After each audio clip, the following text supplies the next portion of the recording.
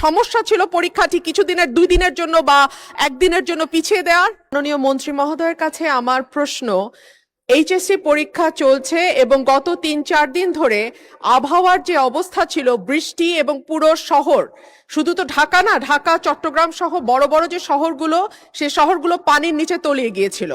আমাদের শিক্ষার্থীরা অনুরোধ করেছিল পরীক্ষাটি একটু পেছানোর জন্য, কিন্তু এই সিদ্ধান্ত নেওয়া হয় নাই এবং যে কারণে আজকে আন্দোলন হচ্ছে, ঢাকায় আন্দোলন হচ্ছে। আমি মাননীয় মন্ত্রীর কাছে প্রশ্ন রাখছি, এইচএসসির মতো একটি অত্যন্ত গুরুত্বপূর্ণ পরীক্ষা, যেটার উপর নির্ভর করে আগামীতে একটা ছেলে বা মেয়ের ভবিষ্যৎ কোন দিকে যাবে, সেরকম একটা পরীক্ষা, এবং ফিজিক্সের মতো কি বলবো, one of the most important subjects যেটা সায়েন্সের জন্য, মাননীয় মন্ত্রীকে দয়া করে বলবেন যে কি সমস্যা ছিল পরীক্ষাটি কিছুদিনের 2 দিনের জন্য বা একদিনের জন্য পিছিয়ে দেওয়ার? ধন্যবাদ মাননীয় স্পিকার। ধন্যবাদ মাননীয় সদস্য। মাননীয় শিক্ষামন্ত্রী। মাননীয় স্পিকার, আপনার মাধ্যমে মাননীয় সংসদ সদস্যকে অশেষ ধন্যবাদ। পরীক্ষা আমরা নিয়ে থাকি সারা বাংলাদেশে। এসএসসি পরীক্ষায় প্রায় 2700 সেন্টার রয়েছে এবং 64টি জেলায়। এই 2700টি সেন্টার একত্রে পরীক্ষা শুরু হয়। ইতিমধ্যে আপনারা শুনেছেন যে চট্টগ্রামে যখন এই ফ্লাড হলো, তখন আমরা একে একে প্রথম রাঙ্গামাটি, বান্দরবন, পরে আমরা খাগড়াছড়ি এবং এরপরে আমরা চট্টগ্রাম পুরা বোর্ডের পরীক্ষা আমরা বন্ধ করে দিয়েছি। আমরা লক্ষ্য করেছিলাম বৃষ্টি হচ্ছিল এবং আমরা মনিটরিং করছিলাম। সেই সাথে মনিটরিংয়ের সময় আমরা 64টি জেলার এসপি এবং 8টি বিভাগীয় কমিশনার এবং প্রত্যেকটি বোর্ডের চেয়ারম্যান, ইউনো সকলের সাথে আমরা কথা বলেছি এবং ওয়েদারম্যান, আমরা ব্রডকাস্টিংয়ের জন্য তাদের সাথেও কথা বলেছি। তারা বলল যে বৃষ্টি হবে না, সেই কথাটি তারা বলেছে। বিকেল 5টা পর্যন্ত আমরা বসে থেকে সিদ্ধান্ত নিলাম যে সকলেই বলল যে ওয়েদার ভালো হবে, সেই জন্য আমরা পরীক্ষা রেখেছি।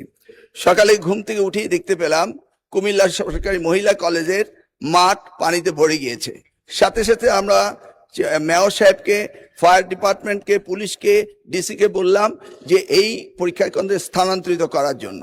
তারা তখন সকলকে নৌকায় করে ওই স্কুলের 5তলা ভবন, সেখানে নিয়ে পরীক্ষা তারা নিয়েছে। আমরা সেটা দেখেছি তাদের দুর্ভোগ। তাছাড়া বাংলাদেশে, সারা বাংলাদেশে আমরা ডিসিদের সাথে কথা বলেছি এবং ইউনিয়নদের সাথে, তারা বলেছে যে কোথাও পরীক্ষা কোনো রকম দুর্যোগ ঘটেনি, একটি শুধু কুমিল্লা মহিলা কলেজে ঘটেছে। এবং সেই সাথে ফিজিক্সের প্রশ্ন 6 এবং 7, এই 2টি প্রশ্ন ভুল হয়েছে। মাননীয় স্পিকার, আমরা দায়িত্ব পেয়েছি মাত্র 4 মাস। কোশ্চেন মডারেটর, আগের কোশ্চেন মডারেটর কোশ্চেন করেছিল। আপনি জানেন যে কোশ্চেন মডারেট করতে হলে এই প্রক্রিয়াটি 2 বছর আগে থেকে শুরু করতে হয়। আমরা এসে কোনো কোশ্চেন তৈরি করতে পারিনি। বিগত গভর্নমেন্টের যে মডারেটর ছিল তারাই কোশ্চেন করেছে। তবুও আমরা তাৎক্ষণিকভাবে ঘোষণা দিয়েছি যে ফিজিক্সের 6 এবং 7 2টি কোশ্চেন ভুল হয়েছে, সেটাকে আমরা ফুল ক্রেডিট দিয়ে দেব, সেটা আমরা বলেছি। এবং পরীক্ষা যথাযথ হচ্ছে কিনা সেইভাবে সাহায্য সহযোগিতা করার জন্য আমরা সকলকে প্রস্তুত রেখেছিলাম। আজকেও আমরা সারাদিন কথা বলেছি এবং প্রত্যেকটি আমাদের সাথে যারা স্টেক হোল্ডার রয়েছেন তারা বলেছে পরীক্ষা সুন্দর হয়েছে, সুস্থ হয়েছে। একটি জায়গায় শুধু কুমিল্লা সরকারি মহাবিদ্যালয়ে এই ঘটনাটি ঘটেছে এবং সেখানে পরীক্ষা সুন্দর হয়েছে। আমরা নির্দেশ দিয়েছি যে পরীক্ষা বিলম্বতে শুরু করার জন্য, এবং যে মেয়েটি কাপড় ভিজে গিয়েছিল বাড়ি থেকে কাপড় আনা হয়েছে, 1 ঘন্টা পরে পরীক্ষা নেওয়া হয়েছে এবং পরীক্ষার সময়সীমা বাড়িয়ে দেওয়া হয়েছে। আমি মাননীয় স্পিকার আপনার মাধ্যমে জাতিকে জ্ঞাতার্থে করতে চাই যে পরীক্ষা পদ্ধতিতে আমাদের যে সিস্টেম রয়েছে, সেখানে লোকাল যে গভর্নমেন্ট রয়েছেন, ডিসি হতে, ইউনো হতে, পুলিশ হতে, তারা তাৎক্ষণিকভাবে ব্যবস্থা নেবেন যে পরীক্ষা এখানে নেওয়া যাবে কি যাবে না। যদি তারা মনে করেন দুর্যোগ, তারা পরীক্ষা বন্ধও করতে পারেন। আমরা বারবার কথা বলেছে না স্যার, আমরা ঠিক মতোই নিচ্ছি। এবং আপনারা দেখতে পেয়েছেন যে বৃষ্টির পানি কোথায় কোথায় ছিল, সেগুলো আমরা সকলেই লক্ষ্য করেছি।